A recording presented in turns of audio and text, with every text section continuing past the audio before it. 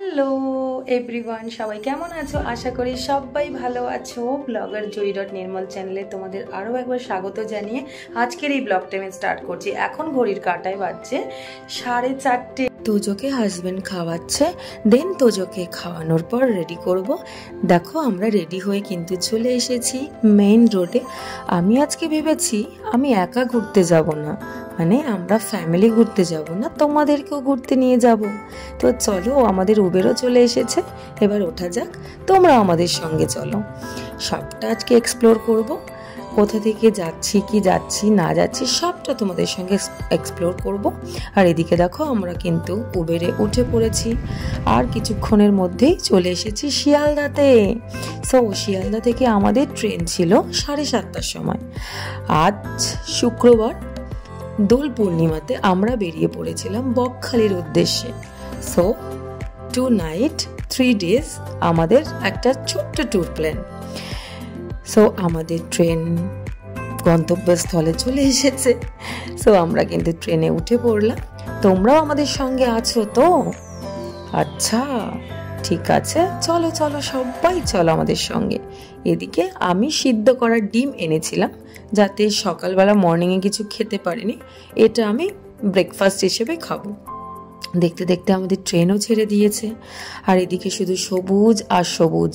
কি সুন্দর দৃশ্য দেখো, এগুলো তো আর আমাদের শহর কলকাতাতে দেখা যায় না, তাই না?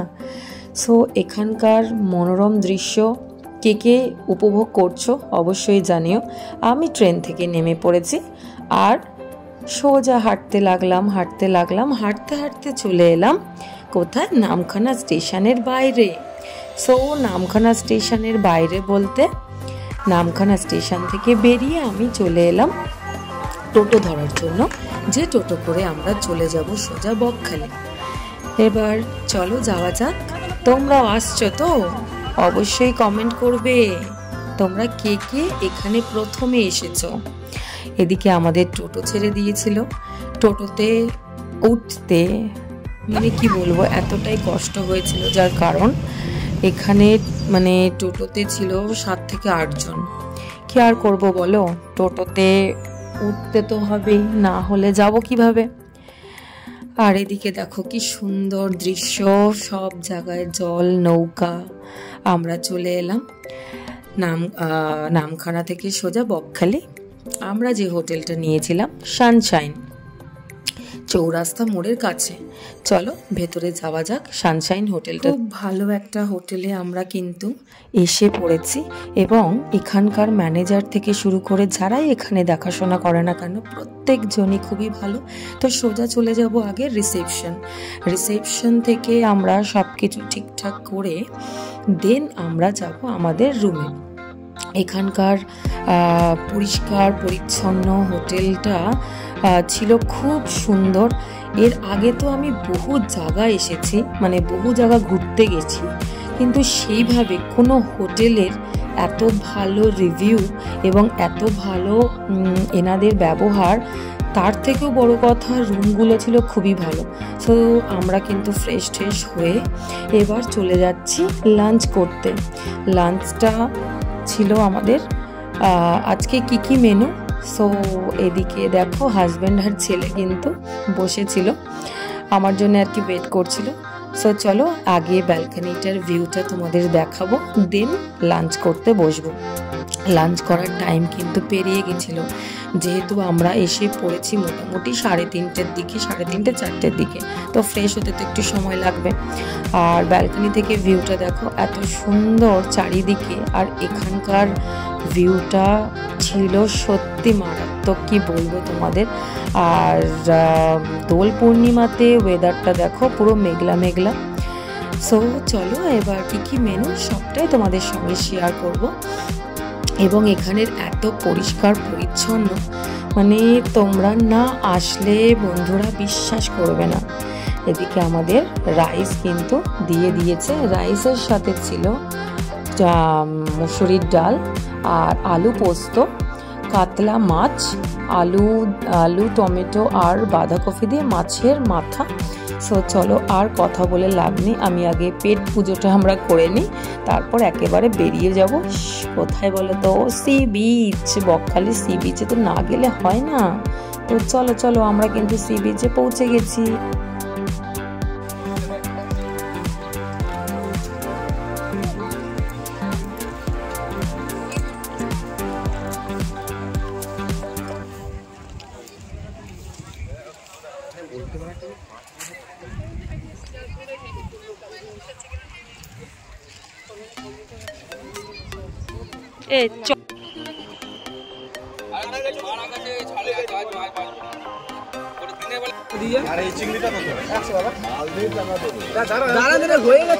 এটা কি মাছ গো? এটা এটা বলা। আর এই পাশেরটা এইটা কি মাছ?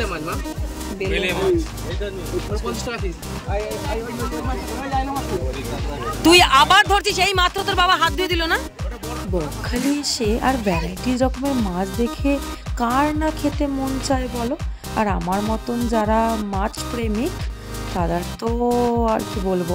রুমে আসতে না আসতেই আমাদের ম্যানেজার আর কি ডাক পাঠালো যে আজকে দোল পূর্ণিমা, তো একটু রিসেপশনে আসা হোক, সবাইকে একটু রং আবির দিয়ে মিষ্টি দেওয়া হবে। সো আমি রুমে আসতে না আসতেই আগে আমি ফিশ নিয়ে বসে পড়লাম। হা হা, এক একটা ফিশ কি খেতে তোমাদের কি বলবো গাইস। এটা আমি খেলাম চিংড়ি ফ্রাই, তার সাথে গ্রিন স্যালাড ছিল। আজ আমি নিয়েছিলাম চিংড়ি ফ্রাইড ছিল, আর হচ্ছে পমপ্লেট মাছ, সঙ্গে ছিল ভেটকি মাছ। ফিশ তো আমার খাওয়া কমপ্লিট। তো চলো এবার তোমাদেরও বকেদের সঙ্গে আলাপ করিয়ে আসি। এখানে বকখালি দিয়েছিল নামটা কে, আমি তো সেটা জানি না। সো এখানে অনেক অনেক দেখো বকেরা দাঁড়িয়ে আছে, সঙ্গে দুটো সূর্যমুখী ফুলের গাছ। আমি আর তোজো হাজবেন্ড চলে এলাম রুমে। এসেই দেখছি হাজবেন্ড কিন্তু অর্ডার দিয়ে দিয়েছিল অনেকক্ষণ আগে, চলে এসেছে আমাদের খাবারটা। আজকে ডে 1 মেনু ছিল হাজবেন্ড আর তোজোর এগ চাও, আমার মিক্স চাও, সঙ্গে চিলি চিকেন। আহা হা কি টেস্ট, আহা হা। আজ আমাদের ডে 2। সো সকাল সকাল ম্যাগি অর্ডার করা হলো আমার তোজোর জন্য। আর এদিকে আমাদের ব্রেকফাস্টে ছিল ডিম টোস্ট, আর এদিকে ডিম সিদ্ধ আর কফি ছিল। সো খেয়ে দিয়ে একেবারে বেরিয়ে পড়লাম টোটো ধরে। মানে এই টোটো দাদা আমাদের কিন্তু সব জায়গাতে গাইড করেছে নিয়ে যাওয়ার জন্য। সো বন্ধুরা, আমরা কিন্তু 50 টাকা টিকিট কেটে এখান থেকে সোজা বেরিয়ে যাব প্রথমে হেনরি আইল্যান্ড। হেনরি আইল্যান্ড কেন বিখ্যাত তোমরা কে কি জানো? হ্যাঁ জানাবে অবশ্যই। আমি যতটা জানি হেনরি আইল্যান্ড মৎস্য চাষের জন্য বিখ্যাত। হ্যাঁ, আর এটাই হচ্ছে সত্য। এখানে চারিদিকে কিন্তু পুকুর আর পুকুর, পুকুর আর পুকুর, যেদিকে তাকাবে সেদিকেই তুমি পুকুর পাবে। আর হচ্ছে জঙ্গল, বিভিন্ন রকমের অরণ্যের এখানে গাছ। আর এই রাস্তাটা ছিল খুবই খারাপ। এই রাস্তাটা থেকে যেতে যেতে আমাদের কিন্তু অনেক কষ্টই হয়েছিল। মাটির একটা রাস্তা। এর পরের রাস্তাগুলো কিন্তু ভালো। আর যেদিকে আমি তাকাচ্ছি মনে হচ্ছে এগুলো তেঁতুল গাছ, তেঁতুল গাছের মতনই দেখতে, কিন্তু এগুলো তো তেঁতুল গাছ নয়, আমাকে টোটোওয়ালা দাদাই বলে দিল।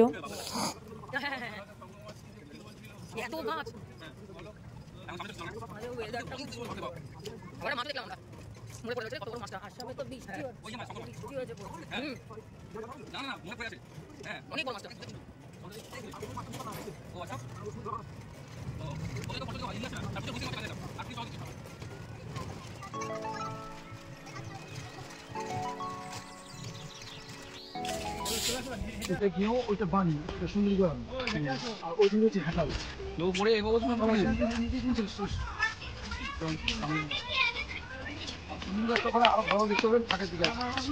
শুধু হাত ধরো, হাত ধরো, হাত ধরো, এই পাশে, এই পাশে, এই পাশে।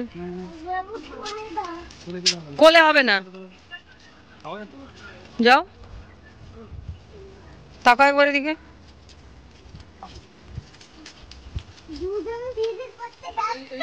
এই বাবা আমার হাত দিলে বুদ্ধু। সেটা লবণ।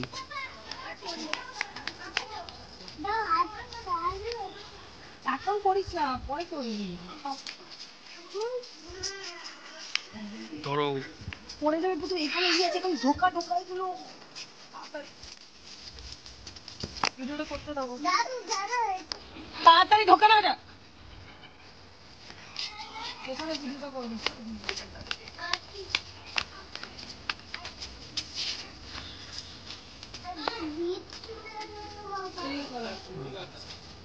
চলো ঠিক আছে, বেরিয়ে যাবেন। এখানে এরকম করো। ঠিক আছে, চলো বেরিয়ে যাও। না পড়ে যাবে না তো।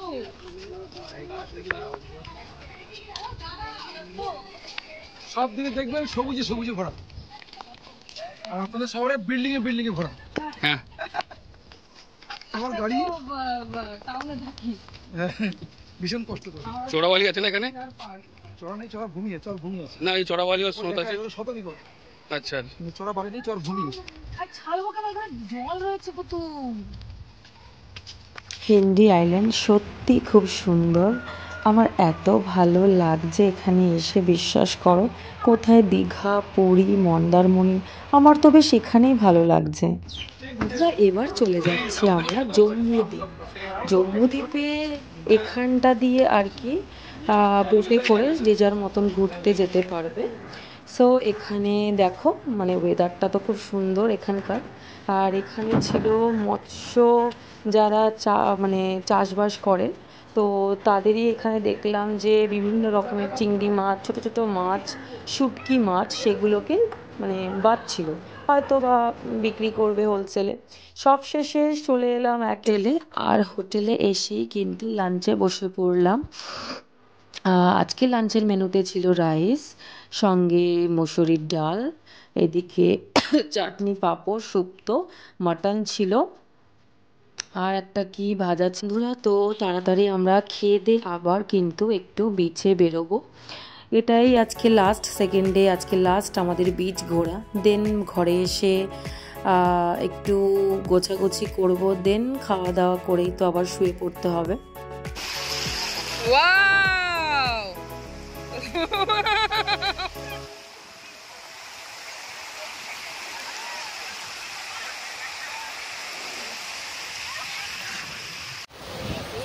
দাঁড়া রে পুটু।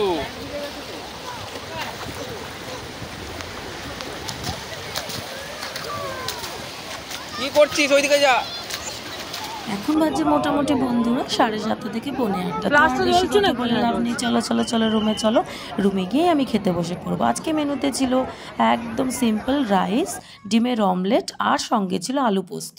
আমাদের আজকেই শেষ যে গন্তব্যস্থলে এসেছিলাম, তো আমাদের কিছুক্ষণ পর চেক আউট, জাস্ট ব্রেকফাস্ট আসছে, ব্রেকফাস্ট হয়ে আমরা বাই বাই টাটা। তারপরে তোমরা দেখতে থাকো আমাদের পরবর্তী ভিডিও। Thank you.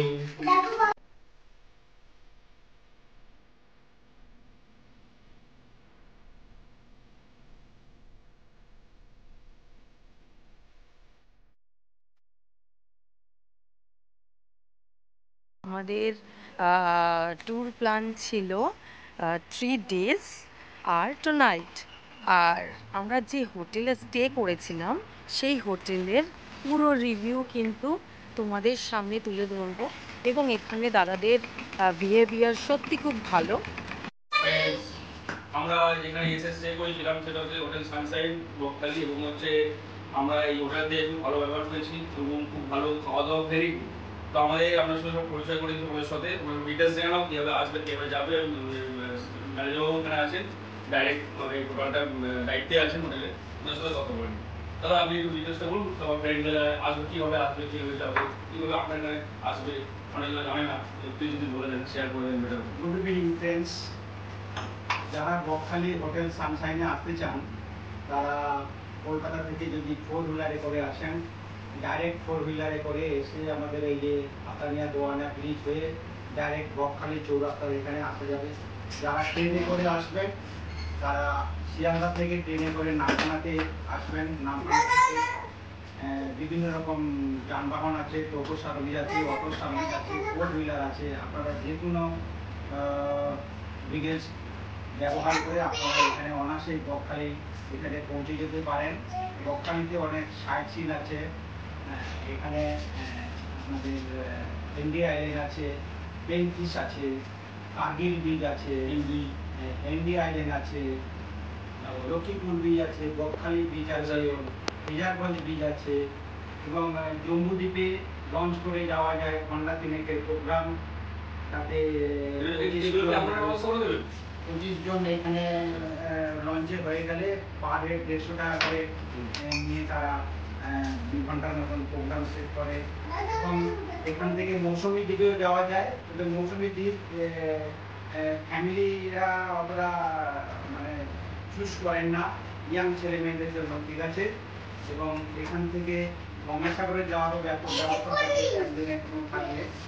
এইগুলো আপনারা অনায়াসেই করতে পারেন। আমাদের এই হোটেলে এখানে থাকা খাওয়া সব কিছু আপনারা পাবেন। বন্ধুরা, ফেরার সময় আমরা কিন্তু বাসে এসেছি একদম বকখালি টু ধর্মতলা। ধর্মতলা এসেই আমি মিক্স ফ্রুট নিয়ে নিলাম, নিয়েই সোজা উঠে পড়লাম উবেরে বুক করাই ছিল আমাদের বাসে থাকতে। সো যেতে যেতে এসির হাওয়া খেতে খেতে চললাম আমরা আমাদের বাড়ির উদ্দেশ্যে। আর প্রচুর পরিমাণে খিদে পেয়েছিল। বর বলেছিল যে না, আমি বাইরে অর্ডার দিচ্ছি। তো আমার মনে হলো যে বাইরে অর্ডার দেওয়াটা খুব খারাপ, এখন আলু ভাতে ভাত বাড়ি গিয়েই বসিয়ে দিই। সো বন্ধুরা, আজকের মতন টাটা। সবাই ভালো থেকো, সুস্থ থেকো। আমাদের অবস্থা খুব খারাপ, তোজো আজকে প্রচুর বমি করেছে। সো এখানেই আমি ব্লগটা আজকে এন্ড করছি। সবাই ভালো থেকো, শেষ অবধি ব্লগটা দেখে জানিও কেমন হয়েছে। আর যদি ভালো লাগে আমার এই ব্লগটা একটু লাইক কমেন্ট শেয়ার করে দিও। যারা নতুন দেখছো এই ব্লগটা, প্লিজ সাবস্ক্রাইব করে আমার পাশে থেকো। দেখা হচ্ছে নেক্সট ব্লগে আবার।